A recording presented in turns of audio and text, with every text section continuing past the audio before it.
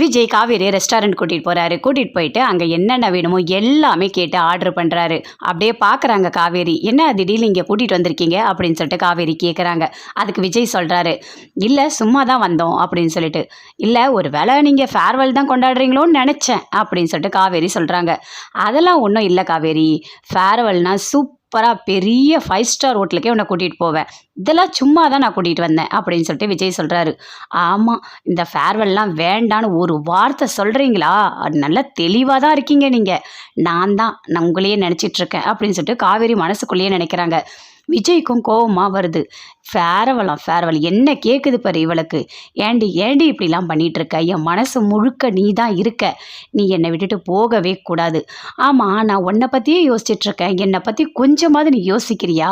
என் ஞாபகம் உனக்கு இருக்கா இல்லையா? நான் உனக்கு எப்படி தான் புரிய வைக்க போகிறேன்னே தெரியல.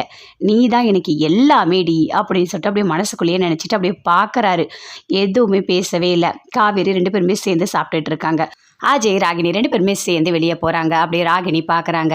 இங்கே பாரு ராகினி, நான் பண்ணதெல்லாம் தப்பு தான், என் கூட சேர்ந்து வாழு அப்படின்னு சொல்லிட்டு அஜய் சொல்கிறாரு. இங்கே பாரு, என்னை தேவையில்லாத கோவப்படுத்திட்டு இருக்காத. நான் உன் கூட இருக்கிறேன்னு நினச்சிட்டு தப்பாக புரிஞ்சுக்காத. இந்த தாலிக்கு மட்டும்தான் நான் மரியாதை கொடுத்துட்ருக்கேன். அது மட்டும் இல்லை, காவேரியை நான் பழி வாங்கணும். அதுக்காக தான் நான் இங்கே வந்திருக்கேன். அது மட்டும்தான் என்னோட குறிக்கோளாக இருக்குது அப்படின்னு சொல்லிட்டு ராகினியும் அஜய் கிட்ட சொல்கிறாங்க. அஜய் அப்படியே பார்க்குறாரு. எதுவுமே பேசவே இல்லை. அப்படியே வண்டி ஓட்டிகிட்டே போயிட்டே இருக்காரு. அப்போ ஆப்போசிட்டில் அப்படியே வெண்ணிலா வராங்க. அப்படியே பார்க்குறாரு. பார்த்த உடனே வண்டி நிறுத்திட்டாரு. என்னாச்சு? எதுக்காக அஜய் நீ வண்டியை நிறுத்தின அப்படின்னு சொல்லிட்டு ராகினி கேட்குறாங்க. இல்லை ஒன்றும் இல்லை, உண்மையை சொல்ல, என்ன ஆச்சு? ஏதோ ஒரு பொண்ணு நீங்கள் அப்படி பார்க்குற அப்படின்னு சொல்லிட்டு ராகினி கேட்குறாங்க.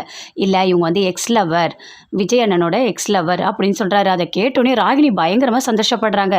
உண்மையாவா?